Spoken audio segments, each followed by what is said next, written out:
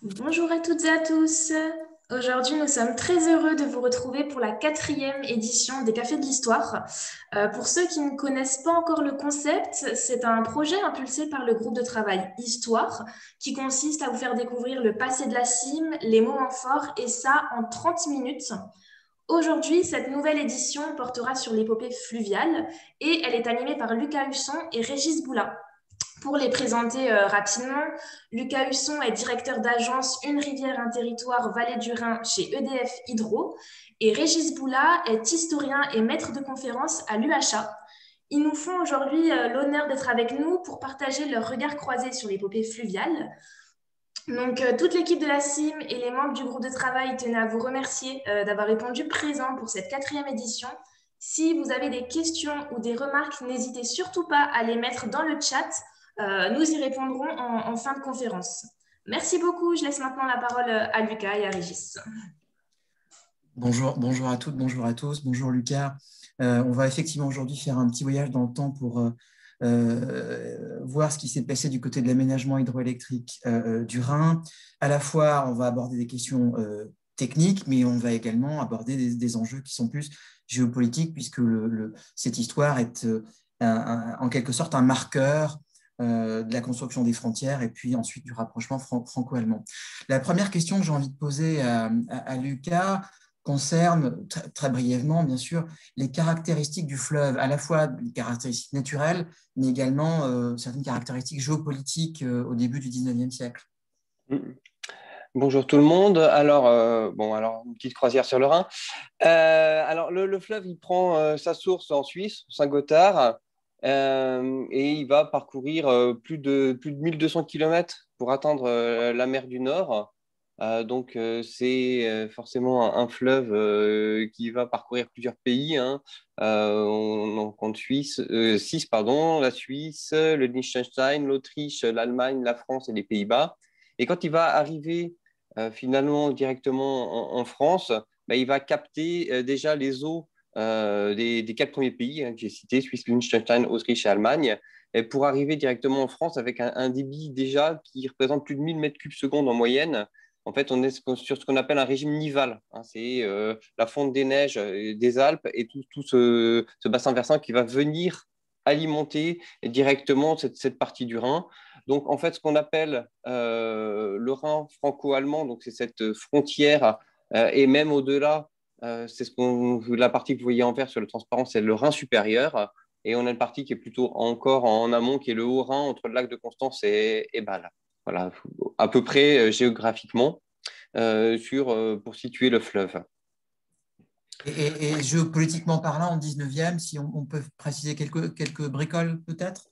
Alors, d'un point de vue géopolitique, il faut se plonger au début du 19e, à la fin de l'Empire de Napoléon, où les alliés qui ont gagné contre Napoléon vont se partager le trésor de guerre quelque part au Congrès de Vienne, et ils vont édicter en fait les principes déjà de l'organisation internationale qui va s'assurer que le Rhin doit rester un fleuve international où la navigation doit être libre et gratuite. En fait, on est sur une région, la région la plus riche d'Europe à ce moment-là, très peuplée, et le Rhin est le premier fleuve commercial au monde. Donc, il faut maintenir l'accès au Rhin pour tout le monde, pour que tous les États riverains puissent avoir accès à cette économie, à cette possibilité, en fait. Et donc, ces principes vont être dictés dans le traité de Vienne en 1815 pour que tout le monde puisse avoir accès à ce Rhin de façon libre et gratuite, c'est-à-dire 24 heures sur 24, 7 jours sur 7 tout le long de l'année. Et c'est des principes qui vont être confirmés finalement dans l'acte de Mannheim et d'autres actes historiques autour du 19e siècle. Donc en 1868, il a fallu un peu de temps pour que les principes soient vraiment bien écrits, que tout le monde soit d'accord sur le fait qu'il n'y avait aucun octroi finalement et aucun revenu qui revienne aux États et que cette navigation reste libre et gratuite. Il y a un rôle économique très important que va jouer le Rhin à l'époque, avec finalement alors pas des tensions, mais aussi cette volonté de vouloir utiliser le Rhin à cette fin de développement, en fait. Voilà. Et de quand datent les premiers projets d'aménagement, finalement? Parce qu'on a bien compris l'importance à la fois économique et stratégique de ce fleuve, mais À partir de quand pense-t-on à l'aménager concrètement? Alors, on va dire, on navigue sur le Rhin depuis le milieu du Moyen Âge. Depuis le Moyen Âge, on est dans la région la plus peuplée hein, d'Europe, comme on disait. Mais le fleuve, il est régime nival, il est puissant, il est impétueux, il est sauvage, et il va partir en méandre en fait dans la plaine d'Alsace. Et ce qui va faire que, on parlait tout à l'heure de cet intérêt de devoir pouvoir naviguer dessus, ce fleuve économique. Seulement, comme il va partir en méandre, il occupe de l'espace, il revient, c'est possible ou pas. On va aller jusqu'à des possibilités de naviguer entre 100 jours et 200 jours sur le Rhin, ce qui est complètement, enfin, c'est pas prévisible, qu'on peut rien en faire. Il va y avoir aussi de l'insalubrité quand le Rhin quitte son lit et revient. Des villages vont passer d'une rive à une autre. Et en fait, c'est au tout début du 19e qu'on va vouloir commencer à maîtriser le lit du fleuve. Et c'est un ingénieur badois, qui est Tula, qui va se voir confier le projet en fait, de mettre en place tout un endiguement le long du Rhin, avec des grandes digues qui vont être larges autour du Rhin, entre 250 et 300 mètres autour du lit du Rhin, pour commencer à corriger ce Rhin.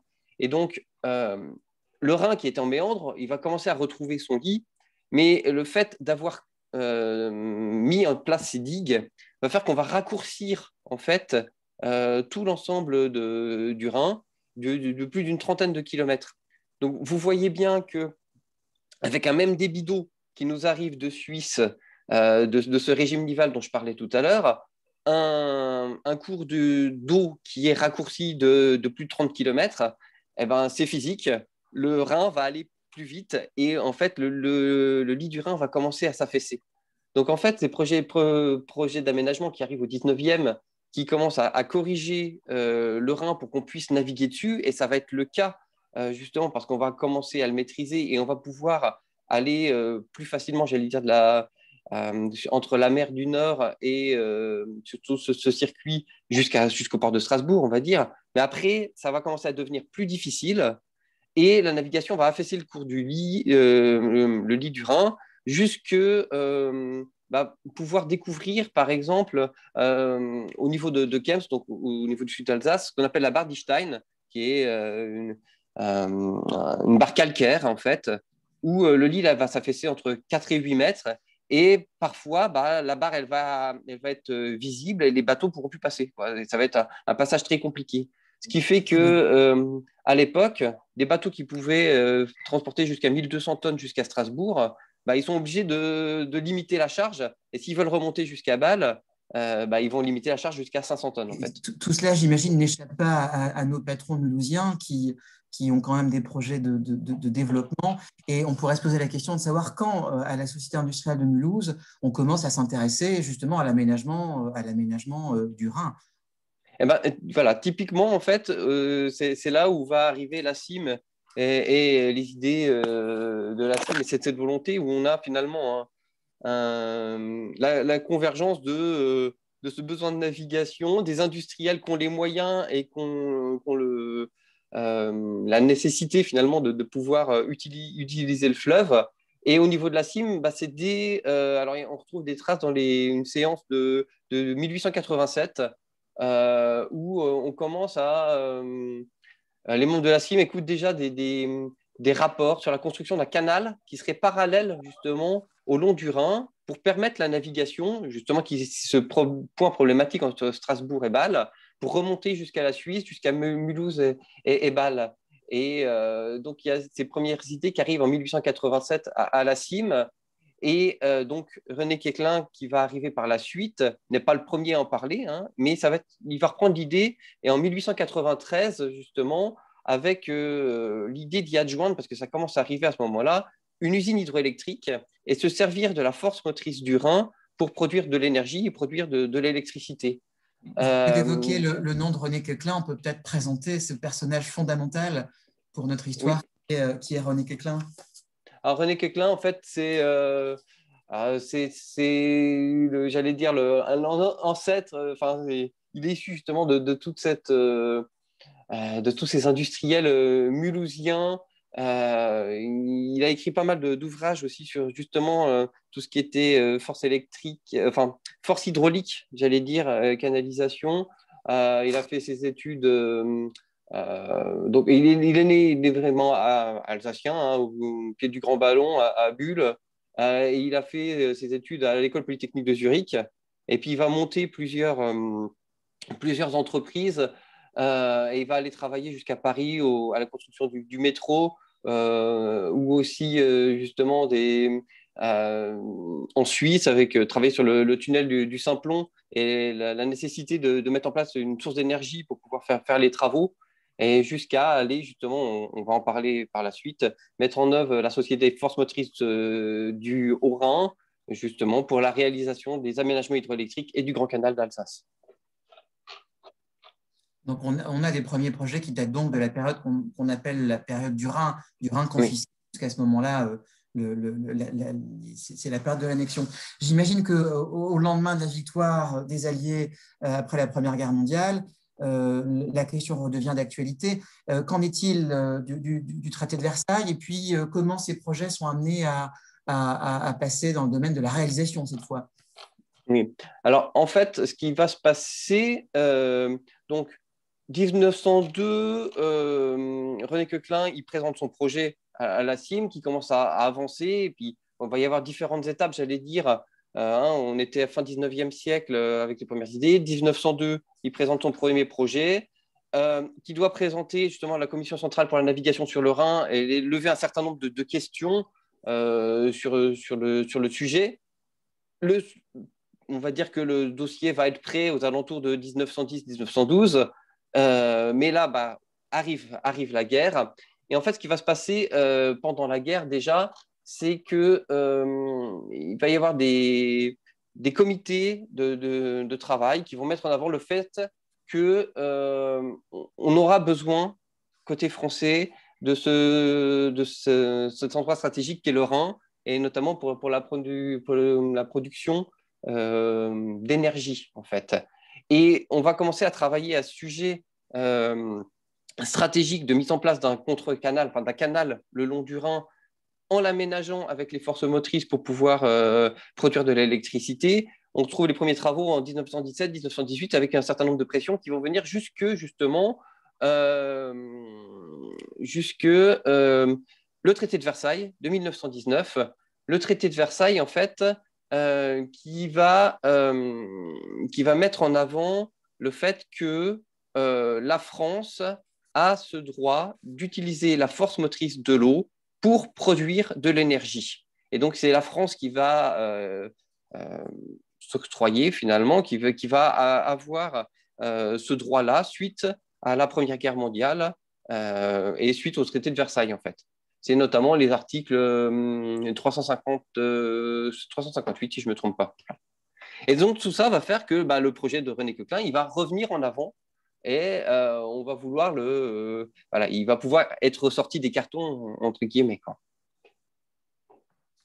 Très bien. Et du coup, on passe aux réalisations effectives, au début des travaux qui vont aboutir à la construction de la centrale de Kems, c'est ça? Exactement. En fait, on ressort les travaux de René Coquelin. Ce qui va se passer, c'est que le premier projet qu'il avait fait là, en 1902, qui va venir plus loin, il comportait 2 usines hydroélectriques. Là, on a gagné la Première Guerre mondiale. C'est écrit dans le traité de Versailles. On a le droit de prendre la force motrice de l'eau pour produire de l'énergie. Et donc, il va amender son projet pour prévoir finalement tout un canal de Kems à Strasbourg avec 8 usines hydroélectriques à construire à ce moment-là, justement, entre Kems et Strasbourg, avec les négociations internationales qui vont avoir lieu par la suite. Et le projet va pouvoir être validé.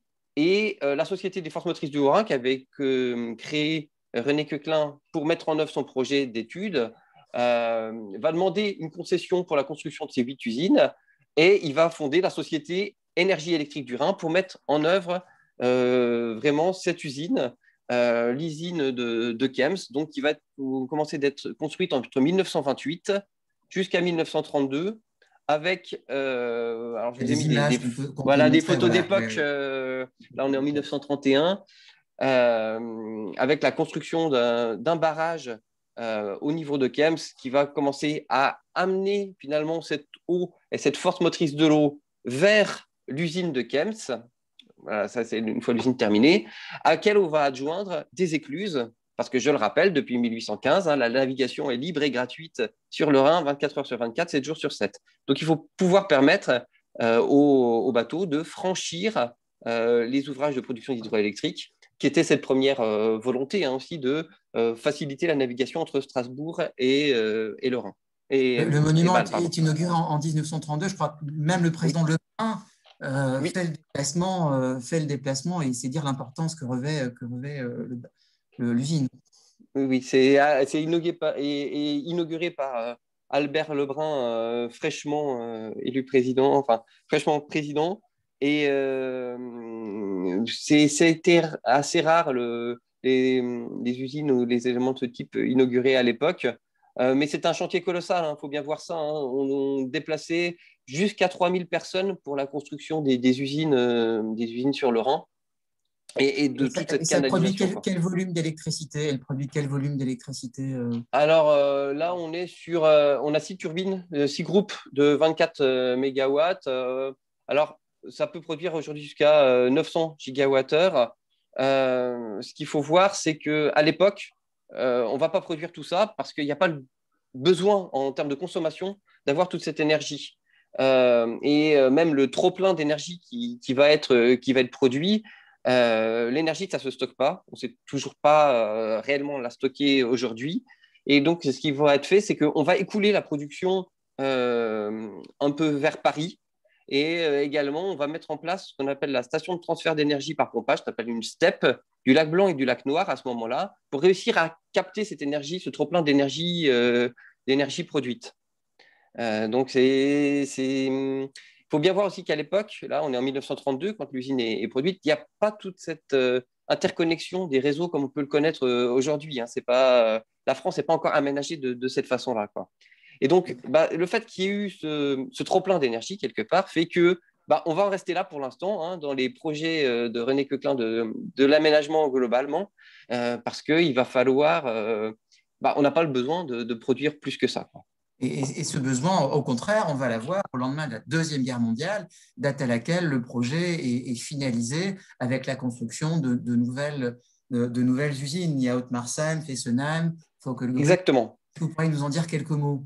Ouais, exactement. Alors en fait, ce qui va se passer, c'est que au sortir de la guerre, donc on arrive, il y a ce besoin de reconstruction de la France, un essor important de la consommation d'électricité.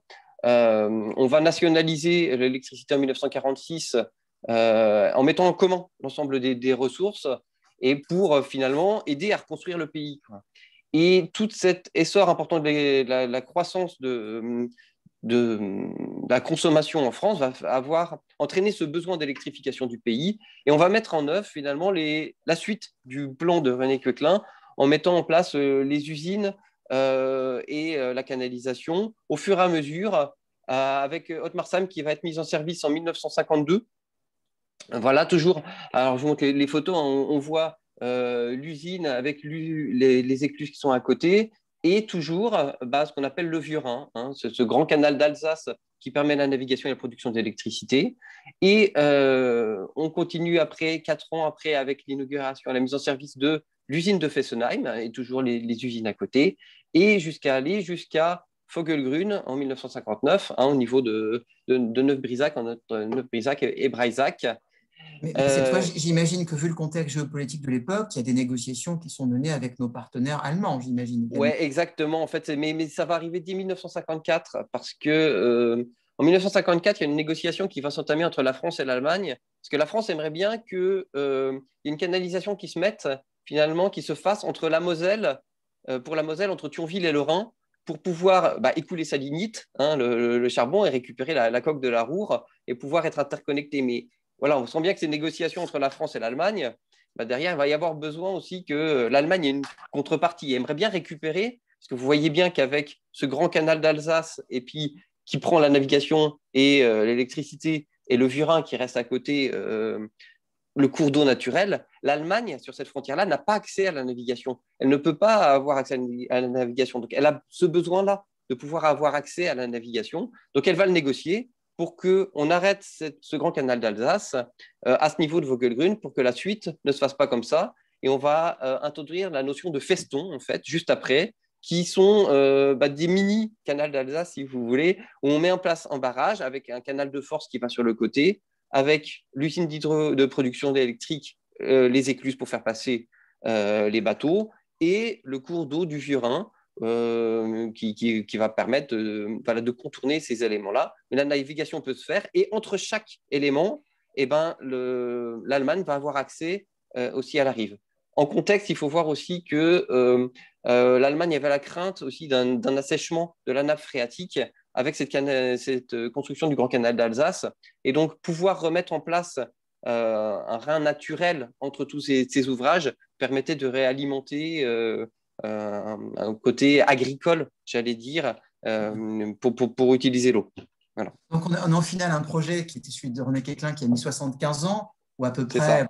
par finalement le jour. Et la question que j'aurais envie de vous poser, parce que l'heure tourne, concerne les caractéristiques contemporaines Oui. de ces aménagements hydroélectriques. Quelles sont les caractéristiques du réseau aujourd'hui et quels sont les enjeux industriels de l'exploitation aujourd'hui? Donc, l'ensemble de l'aménagement hydroélectrique qu'on a construit sur le Rhin, avec toute cette histoire-là, entre le Grand Canal d'Alsace, les aménagements Feston, et juste après, donc on n'a pas eu le temps d'aborder cet aspect-là, mais il y a deux ouvrages dits en ligne, en fait, qui sont franco-allemands de production. Aujourd'hui, ça représente 8 TWh.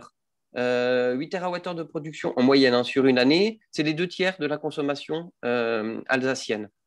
En gros, ce que j'aime bien dire, c'est que, donc, compris l'industrie et la consommation des particuliers. En gros, vous, en tant que particulier alsacien, quand vous allumez l'électricité, quand vous mettez le courant chez vous, c'est forcément un électron qui va venir du Rhin et c'est un électron d'énergie renouvelable. Voilà, pour le dire autrement, parce que la production faite sur le Rhin est supérieure à la consommation des particuliers en Alsace.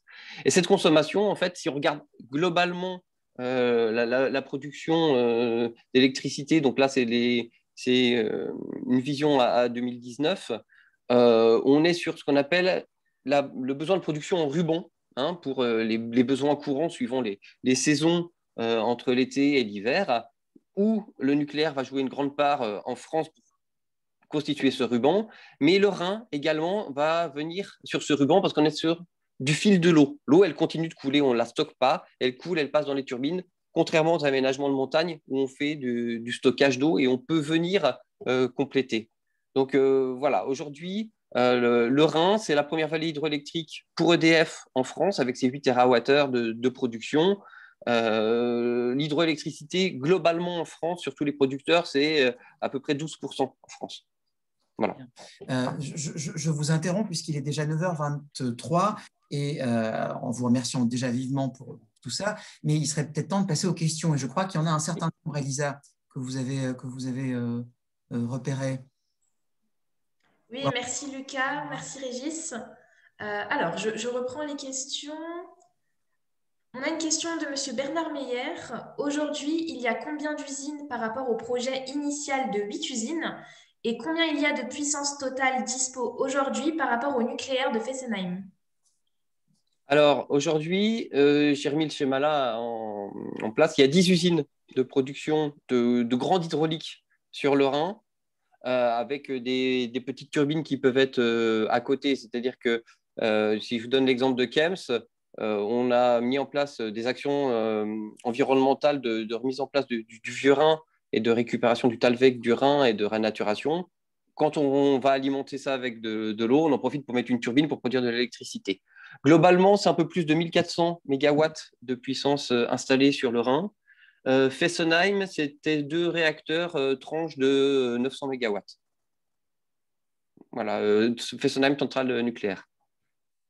En production maintenant, plutôt qu'en puissance, les meilleures années de Fessenheim, c'est 12 TWh et le Rhin reste. Quand je vous dis 8 TWh, on fluctue peu, on va bouger. L'année dernière était une année assez faible, on était à 7,2 TWh et on peut monter jusqu'à 9 TWh de production. Mais Fessenheim, donc les meilleures années qu'on ait fait, on était à 12, presque 13 TWh. Merci Lucas. Alors, je ne vois pas d'autres questions pour le moment. N'hésitez pas à mettre vos questions dans le chat si vous en avez, hein. Du coup, je pourrais peut-être en poser. On a beaucoup parlé des besoins des particuliers, mais qu'en est-il de la relation et des besoins industriels? EDF reste un industriel. Alors, il y a plusieurs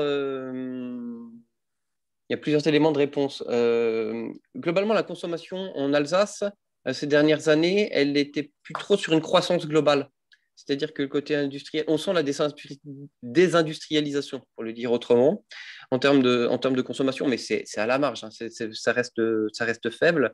Par contre, il y a des questions qui se posent sur des évolutions de comportement, quelque part, et sur la transition énergétique. C'est-à-dire que on va voir des industriels qui vont s'intéresser à l'autoconsommation, à d'autres moyens de production. Comment est-ce qu'on peut concilier la mise en place d'énergies renouvelables intermittentes, hein, du type éolien photovoltaïque, avec, avec le besoin finalement industriel de consommation qui doit être constant pour la production. Le fait d'avoir le Rhin à proximité peut aussi, alors c'est des pistes qu'on travaille, être des sources d'aménagement pour la mise en place d'hydrogène. On parle beaucoup d'hydrogène, mais hydrogène vert, c'est-à-dire que l'hydrogène va être une énergie vertueuse si elle est produite à partir d'électrolyse sur la base d'une énergie électrique renouvelable. Donc la question est, là on a une grande source d'énergie électrique renouvelable par le Rhin, est-ce que cette énergie peut servir aussi à la mise en place d'hydrogène qui pourrait servir aux industriels du Rhin? Enfin, c'est des questions qu'on se pose, ça bouge beaucoup en ce moment sur le sujet, notamment dans le cadre du plan de relance mis en place par l'État et toutes ces orientations sur l'hydrogène. On essaye d'avancer au maximum sur le sujet, quoi. Oui, je crois qu'il y a d'autres questions, Elisa, qu'il faudrait poser. Oui, alors on a pas mal de questions. Comment assurer la navigabilité du Rhin avec le réchauffement climatique? Barrage amont? Alors, en fait, on a cette chance-là en Alsace d'avoir cette canalisation et ce grand canal d'Alsace. Et dans les obligations qu'on a côté EDF pour assurer la navigation, c'est qu'on doit assurer 3 mètres de tirant d'eau, donc 3 mètres en bas pour que le bateau navigue, et 7 mètres de tirant d'air en dessous des ponts pour que tous les bateaux puissent passer. Avec le réchauffement climatique, il se trouve que sur le Rhin supérieur, donc cette partie du Rhin franco-allemand, ça fluctue peu. Quand on a des crues, comme on a eu par exemple il y a un peu plus d'une semaine maintenant, non, une semaine, c'était la semaine dernière, où on monte à plus de 3000 mètres cubes par seconde, le niveau d'eau va monter, et là, il se peut que la navigation soit coupée au niveau de Vogelgrün pour le grand canal d'Alsace, parce que comme le niveau d'eau monte trop, on passe plus sous les ponts. Mais ça va, après, allez, on va dire au maximum, ça va durer une semaine étalée sur toute l'année pour cette partie-là. Là où ça pose plus de problèmes, c'est sur le Rhin moyen, donc le Rhin plus romantique, où on remonte vers la Loreley en Allemagne, où là, il va falloir jusqu'à 4 bateaux pour transporter la charge d'un seul bateau, parce que quand il y a un fort étiage, ça baisse beaucoup à ce niveau-là, quoi. Mais voilà, on regarde à l'heure actuelle, il y a des études qui montent à 2050 que l'impact va être alors, très minime sur le Rhin supérieur, mais ça va être un peu plus problématique sur le Rhin moyen. Et là, à l'heure actuelle, ce qui se fait, c'est des reports de charges qui peuvent se faire sur les ports. On a la chance d'avoir Mulhouse et Strasbourg qui sont alors, dans l'ordre de troisième et deuxième ports fluviaux français en Alsace, quoi. Une autre question, le positionnement du Grand Canal d'Alsace sur la rive française du Rhin était-il en dehors du point dur d'Istein imposé par la géographie physique? Il est clair que ce positionnement a facilité la captation par la France de l'énergie hydraulique. Il faut bien voir que, en fait, il y a le Rhin, il va faire la frontière, en fait. C'est-à-dire que derrière, je vous ai parlé tout à l'heure du 19e siècle, le Rhin était prussien et il était côté allemand entièrement, quoi. Donc, c'est ça aussi qui a fait cette volonté d'en faire un fleuve où tout le monde puisse profiter du fleuve, quoi. Y avait ce besoin-là. Un exemple, quand on a construit Kems, il y a des accords qui sont avec la Suisse qui fait que l'eau qui provient de la Suisse dans le Rhin, bah, elle vient de la Suisse, donc la Suisse contribue à la production d'électricité. Donc, quelque part, une partie de la production d'électricité de Kems va directement à la Suisse. C'est 20% de l'électricité produite qui revient à la Suisse. Donc, voilà, ce fleuve, il est partagé, il est international. Donc, après, c'est plus, j'allais dire, l'histoire et les guerres qui ont fait, et les négociations politiques aussi derrière, qui ont fait cet aspect-là. Peut-être une dernière question, Elisa, peut-être? Il est 9h30. Alors, je vais prendre une question. Quel est le ratio de coût de production entre le kilowatt-heure hydro en comparaison du kilowatt-heure nucléaire? Alors là, je n'ai pas les chiffres. Vous avez vu que je n'ai pas les chiffres en tête là-dessus. Celle-là, il aura fallu. Alors, le kilowattheure nucléaire est un des kilowattheures les moins chers qu'on puisse avoir, hormis les coûts de démantèlement, mais qui sont quand même provisionnés. Je sais pas vous répondre. J'aurais peur de vous dire une bêtise là-dessus. Je peux regarder et vous répondre par ailleurs, mais j'aurais vraiment peur de vous dire une bêtise. Ce que je peux vous dire, c'est que les coûts des énergies renouvelables, de manière générale, dites intermittentes, éolien et solaire, sont en train de baisser.